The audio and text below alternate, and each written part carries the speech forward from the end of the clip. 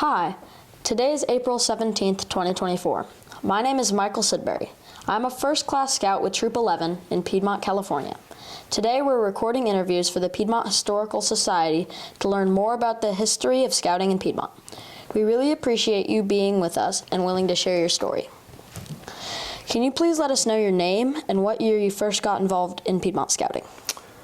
My name is Paul Kennedy. I got involved in Piedmont Scouting in 6th grade, 7th grade, so I was born in 77.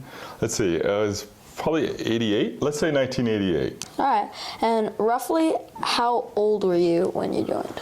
So 11 or 12. All right. Yeah, let's say 12. How many years were you active as a scout in Piedmont? 6. 6? All right. Do you remember how you first heard about Scouts? My brother was in Scouts, my older brother. Mm-hmm. Do you recall what made you, actually I already asked that. Can you tell us about the troop you joined and why you joined it? So yeah, as I mentioned, my brother, who's 5 years older than me, was in Troop 15. He ultimately became an Eagle Scout. And he, I don't think he necessarily was that involved in me getting into scouting, but one of the leaders of Troop 15 was this guy named Jack Mead, and I met Jack at some point, and Jack invited me to a meeting. So it was, that's how I recall. And I also think at Wildwood, where I went, they did some kind of presentation. So yeah, those were the two things I remember. That leads me into the next question. Where did your troop have its meetings? At Wildwood School. All right. What fun traditions did your troop have? All sorts. I mean, the tradition, was the annual High Sierra hikes. There was always at least one sort of 50-miler type hike. And that's where most of the most fun we had was backpacking. Other traditions that probably have gone by the wayside. At the end of each meeting, we would do something called British Bulldogs. Does that sound familiar at all to anyone? No? Don't think so. But it was really rough, but you put half the troop on one side and half the troop on the other, and we ran at each other. I forget what the goal was, but it was scary. So there were things like that. And there was another one where you lock arms. This is all at the end of the meeting. I think the idea was get all the energy out. You'd lock arms. And I just remember my shoulders feeling like they were gonna get pulled out of their sockets. I don't even know what the objective was, but there were traditions like that. There was, we did an annual ski trip. And it was just the types of things that the group that I was involved in within the troop, we did everything, all the things that the troop did. They were just all fun. Sounds very fun. Yes. Monthly campouts, during the school year. Yeah. Can you tell us any stories about the patrol you were in? My patrol, so when I was a patrol leader, I remember my patrol leaders leading up to me becoming a patrol, but when I was a patrol leader, we named ourselves, and I think it was, I don't know, we might have called ourselves the Pyros, but it was a real interesting group of kids that I was assigned. I think it was probably the rowdiest bunch. They were they really wanted to do anything except what was expected of them in a scout meeting. And but they loved being outdoors. We had a great time in the campouts, and they learned a lot of the skills just in their own way. They just didn't do it. They weren't advancing very fast or getting merit badges. But one of my proudest moments is we won the Camporee. And I remember very specifically, people were just shocked like these misfits who can't tuck in their shirts and, you know, just look, you know, and they had reputations around town. So it was awesome because we focused on the events and they wanted to win and we won. Do you have any favorite stories about those kids or any of the kids that were in your troop? One just popped into my head, a guy who was a few years older than me, 2 years older, Joe Eskenazi. He's an Eagle Scout. I don't know if and he's around somewhere, but just an incredible character. He's a journalist now, but he would tell these jokes that around the campfire that I still tell to this day if I meet someone new. But one was called the green golf ball joke, and basically it wasn't a joke. He would just talk about this green golf ball and you're just waiting for a punchline, and there was never a punchline. That was a guy I remember, but we had such a good group of people. My best friend to this day is Sean Santana, also an Eagle Scout. We had our Court of Honor together. He was senior patrol leader, you know, and just ran the, you know, our adult leaders really let us run the troop. But I think your question was just people I remember, and those are two that come to mind. Was like kind of an elder scout that I looked up to, Joe Eskenazi, who's just so entertaining. And then, you know, being out, like, I think my friendship with Sean, who, you know, I lived with for 8 years in San Francisco, and, you know, I'm the godfather to his children. A lot of that started in scouting. A lot of that, the foundation of that relationship. So I heard you talk about your Scoutmaster earlier. What was he like? The Scoutmaster? Yeah. Well, Jack, who brought me into the troop, was never a Scoutmaster when I was there. The first Scoutmaster I had was David Brown. Still lives in Piedmont, amazing guy. He had 2 kids that were both Eagle Scouts. And he was an incredible Scoutmaster. He always had his uniform, you know, looked like perfectly pressed. He really wanted order, but he knew he wasn't going to get it. And what he was famous for was the Dave Brown Mile, which was on a backpacking trip. You know, when we're all like complaining, or, you know, when he led backpacking trips, he always kind of made them harder. And he would just say it's 1 more mile. And we called that the Dave Brown Mile. The Dave Brown Mile could have been, at minimum, 2 miles. Could have been 5 miles. But he was great. Then we had Bill Daly, who was just a totally different personality, laid back. He had a son who was a couple years older than me, and then another older son who had special needs that would come to the meetings. When I was a patrol leader, I think we would have meetings at his house once a month, maybe, like, or maybe it was I was in the senior patrol. I can't remember, but we'd sit around his round table. He really wanted our thoughts on how we could improve the meetings, things like that. And I think, and then the last Scoutmaster, I think was Roger Eliason, also still in Piedmont. His son's a friend of mine. And he was. I don't know if this. I don't think he'd mind me saying this, but he would go on these High Sierra hikes in part to quit smoking cigarettes, and that was not a great, like, didn't set him up well for patience. But it was. We got a kick out of it. You can delete that if but anyway, great guy. We were so lucky to have really good adult leaders. So, I know you mentioned being a patrol leader. Were there any other leadership positions you held in your troop?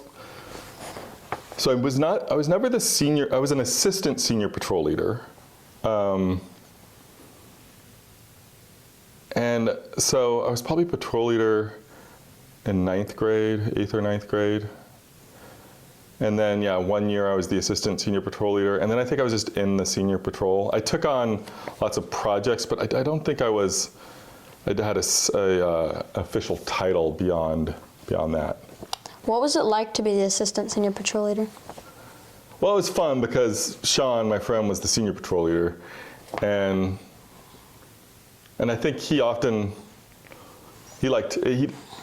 was happy to let me step in a lot. But it was, I think being in the senior patrol, right, at least in my experience, you're a member of a patrol, maybe you're a patrol leader, maybe not, but eventually you just wind up in the senior patrol. And the senior patrol was like high school mostly, and we kind of had just more autonomy. We weren't necessarily doing all the things that the patrols were doing. So I'm not sure what point I'm making, but it was fun to have those 3 chapters because they were all very different, and the senior patrol was the best just because as we just got older, we had more fun on these backpacking trips and things like that, and we were more experienced and we knew what we were doing and we knew how to set up our tents properly, and like it was less of like that initial few years of like still figuring it out. So we kind of became pros, is what I'm saying. Can you tell us about some of your favorite camping trips? Yeah, I mean, the one that comes to mind, and it's, I've got a map now of the Sierras. I'm trying to figure out where all we went, but the one that came to mind it was a lake called Guest Lake. I'm not exactly sure where in the Sierras it is, but it was a 50-mile hike, and what I remember about it is it was a beautiful campsite right on the lake. I mean, this is, I think we camped 1 or 2 days before we got to the main destination, and then we stayed there for 2 or 3 days. But it had this rock mountain cliff behind the lake that you could kind of boulder up the rocks, and then at the top it was still snow. And we went up there and we like wrote a message in the snow. Like it was really pretty far and high, so we were using we took several hours and used big rocks to create this. We wrote Jack. It was, and he was very upset about it because we weren't supposed to go that far away from the campsite. But that was a campsite. The other one I really liked doing, just the annual, the monthly campouts, was Dillon Beach. I think we usually do that in September or October, and that was just the dunes at Dillon Beach and being able to just camp out there on the beach was incredible. I'd just like to say Troop 11's doing Dillon Beach this weekend. Awesome. Yeah, it's going to be pretty fun. You going? I'm not going, sadly. Okay. Have you been? I have been. Okay. Have you played on the dunes and stuff? Like, I think you could bring snowboards almost. We do rockets. Okay. Yeah. Sweet. What was your least favorite camping trip? Excuse me.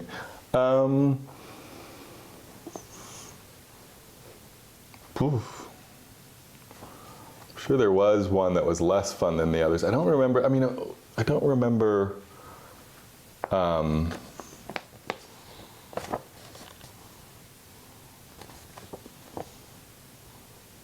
just don't remember one that wasn't fun. So if I think of something, I'll come back to that. All right. Yeah. I know you said that you really liked backpacking. Do you have any favorite hikes that you guys went on? Well, I have to mention that my brother, an Eagle Scout, and me, when he was in college and I was still in Scouts, but this wasn't a Scout event, we did the. So he was at Cal Berkeley, and he just decided he wanted to do a big backpacking trip, and so together we spent 6 weeks. We did the John Muir Trail and the High Sierra Trail, which is, so the John Muir Trail we started in, the High Sierra Trail was somewhere 50 miles away from Mount Whitney, and then so we hiked to Mount Whitney, and then from Mount Whitney we hiked to Yosemite. Wow. That was an incredible trip, but tons of fun scouting trips as well. Hiking, I mean, every summer we would do at least one 50-miler. Sometimes there'd be a 50-miler and then like a river trip, or something like that. Anyway, I'm rambling, but they also, Troop 15 had trips to Maui, to Oregon, I think to Europe at some point. I didn't do any of those trips for whatever reason. I think it wasn't the things that my family wanted to do. But anyway, yep. What did you enjoy most about scouting in Piedmont?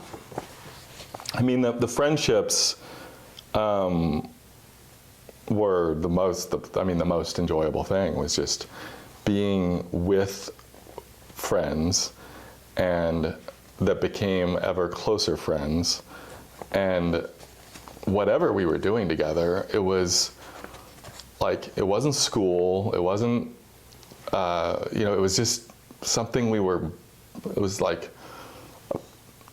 I mean, I can't even put words to it, but we get together all the time. I just had a ski trip with my friends, and several of them were scouts, and we talk about it all the time. We just that. I mean, there was, disagreements. We still laugh about. Like, I fell in a campfire once. Like, just the things that happen that you're doing without your parents, and. I don't know if this is answering your question, but I just enjoyed being with my friends, doing something that wasn't school. Do you have any memorabilia or photos you'd like to share with us during the interview from your time as a scout in Piedmont? I did grab a few things. Let's see. One is. This was presented at my Eagle Court of Honor. Do they do something like this? Yeah. So this was. I mean, I'll never. This will. Keep this. I used to keep it in my office, but that's not safe enough. And then I didn't go through all of this, but this is a picture from the 1993 Scout Jamboree that was at Fort A.P. Hill, Virginia. I don't know if you want to. And then this is a brochure from that Jamboree. That was an incredible trip. At least I think a week or 10 days on the East Coast, so several days at the Jamboree, like 5 days. But then we also went to DC, we went to Florida. But somehow our group became really good friends with a troop from Brooklyn. I mean, incredible trip. 40,000 Boy Scouts. Wow. Standing in Lee Greenwood, I think his name is, was singing "Proud to be an American," and we're all holding candles in the dark. I mean, it was surreal. Clinton didn't show up though. Nope. Often the president will show up, and I don't know where that is now, but he didn't come. This is more like if you wanted to. I don't even know what this is. If this was of interest, you could certainly borrow it, but it's. A bunch of Troop 15, like here's one, a guidebook to the Boy Scout activities of Troop 15. This might have it has the calendar of all the campouts we went on. I don't know, the leadership. Got some newspaper articles about the Jamboree. The Court of Honor program. This is for Reed Johnson. Is he on your list? Reed? Anyway, sorry if I'm messing with you, but Reed lives in Piedmont, would be a great person to talk to. He's still involved in the council. And randomly, I don't have my own one of these, but I might somewhere, but I have Reed's. So this was like, and then I'm proud of my Sean Gill Martin Award in 1992. This was Most Outstanding Scout. So Sean Gill Martin, I should know more about him, but he was a member of Troop 15 that was of note. And I gotta remember why he was of note, why they named an award after him. And then I can't find mine for this, but this is my brother Blake. He's available too. He lives in Piedmont and Eagle Scout, but this is his Eagle Scout award. I don't know why I have it.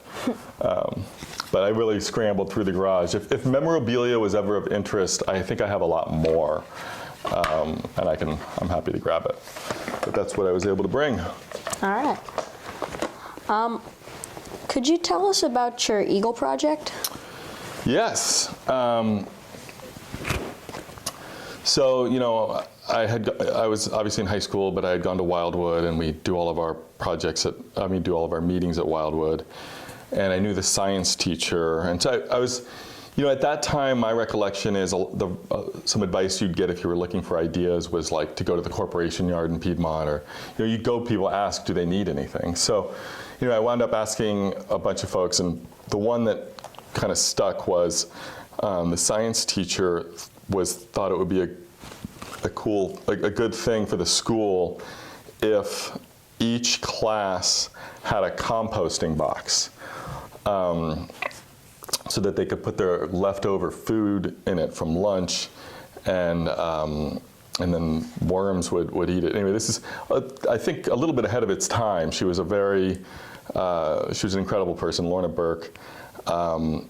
And so we scoped out the project together, and we ultimately built, I believe, 20 worm compost boxes that were big,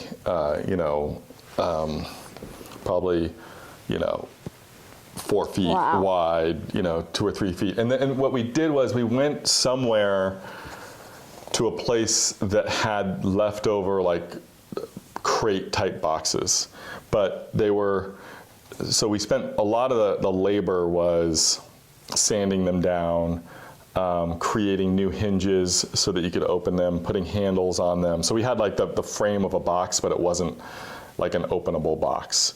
And it was also, we wanted to make them look good. So we sanded them all down, painted them, and put the handles on, the hinges. And then it was a matter of getting the worms and the initial composting mix, and then it was delivering them to the classrooms. I think we spoke to every class and got them to start using them. And as I recall, it was a success that Wildwood became one of an early school to begin composting their food, and it worked. So it felt really good about it. Yeah. Can you tell us about some of your favorite merit badges you earned and why they were your favorite? Well, I have to look. Well, skiing, I know, is a fun one. The annual ski trips were a blast. And that's when I earned that one. I'd say, the other thing was, I went to Camp Wolfboro at least 3 or 4 summers, and that was like merit badge, city. Like, that's where you could sign up for various merit badges. So I think those were really fun to get because, you're at camp, and you could, instead of like rushing through the requirements, you really got into them. But if I read these, wow, citizenship in the nation, like it's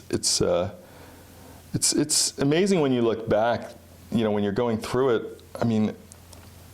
These were probably really good lessons and good things to learn outside of school.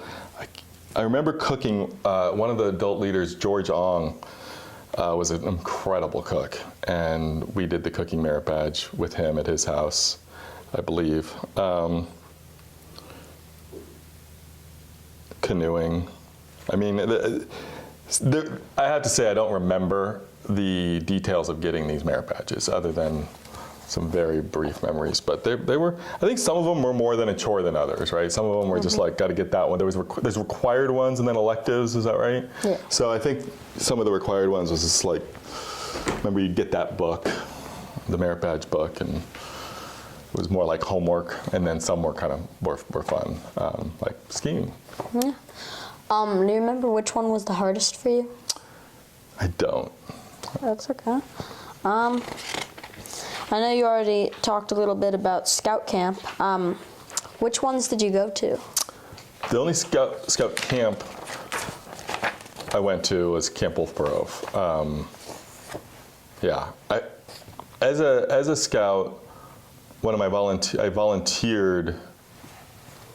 What's that? There's a scout camp or scout property up in El Cerrito, but that's not scout camp. But I remember volunteering because now my son's a Weeblo, and we go to this place, and I was like, I've been here. It's up at near. Camp Fern. Yes. And I remember going, that's not a scout camp, I don't think, but it's, anyway, Camp Herm. But anyway, Wolfboro was the spot for me. Now, I know you talked about going to the National Jamboree, but did you go to any other high adventure places like Philmont? No, Philmont. No, I don't. It was, the Jamboree was the only thing I got on a plane for in Scouts, and then the rest of the trips were all in the Sierras or in California for me. Are there any traditions that used to happen with Piedmont Scouts that don't anymore? Probably British Bulldogs. But, I don't, I'm hoping my son joins a troop, and I'll see what the traditions are now. I can't think of any. I'm sure there were, but I can't think of what they might be. Is there something that you learned or experienced in scouting as a kid that you want people to know about today? I mean, I think if what I would want people to know about how scouting impacted me, and I think the opportunity of scouting, I think it's where I got my confidence, and that I could be not only good at something, but I could teach other people how to do things. And I can't think of another spot in my life where I would have had that opportunity until I got into the business world. I think some of those opportunities might arise in Scouts and sports and things like that. But for me, scouting was, I think, really where I got my confidence. And I think where I got confidence in my ability to lead. And I've really, I think, benefited from that a lot. Are there any specific lessons that you learned as a scout that are still important to you today? Lessons.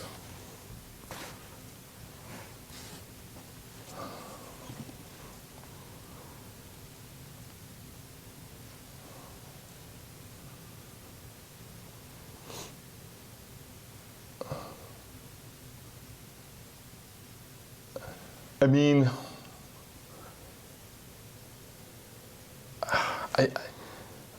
it's hard to distill it for me to specific lessons, but I think the Scout law and the Scout oath, which I've never, I just second language to me. I think over time they became something that even some of our rowdier Scouts and different all percent. I think as a whole that was a lesson. These things, it matters how you behave. It matters how you treat people, and when a Scout is courteous, a Scout is kind. Those things, I think, go with you a little. Just came with me. I think it rubs off over time, is what I'm trying to say. And so as a whole, it's just a general lesson of how to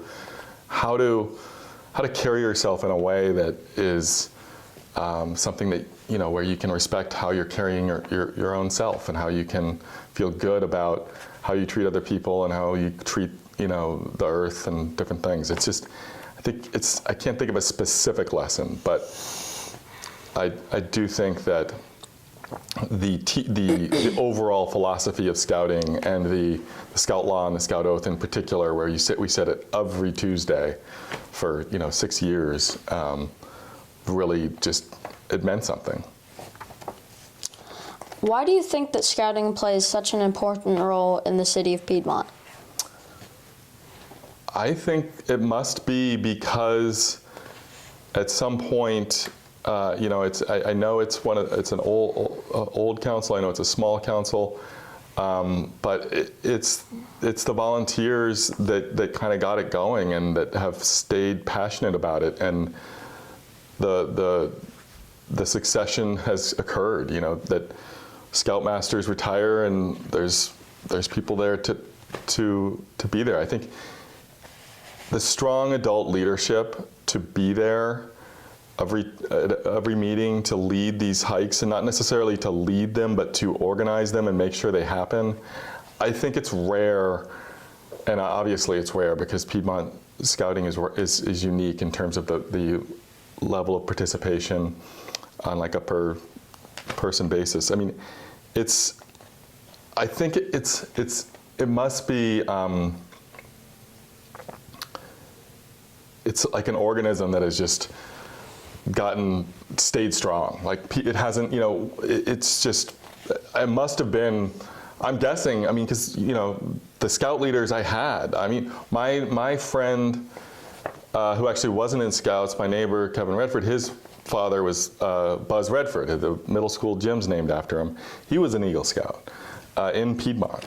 So I just have to guess that at some point, either in the 50s or earlier than that, there was passionate leadership that got this organization off the ground, and just, I think these troops are just living organisms now, and they're healthy. It seems to me. You know, as the Scouts are going to be there, in my view. I mean, there's kids that realize the opportunity to go participate in this. It's going to be a fit for them, a lot of them. But without adults to make sure the space is available and to be there and to organize it, it can't happen. So a long answer, but I think we're just really lucky in this community to have adults that are involved and that are supporting Scouting. Well, thank you very much for being willing to talk with us today and sharing your experiences with Scouting in Piedmont. You're very welcome. I was thrilled when I saw this in the Piedmont Post, and happy to be here. And thanks for having me. Thank you. Thank you.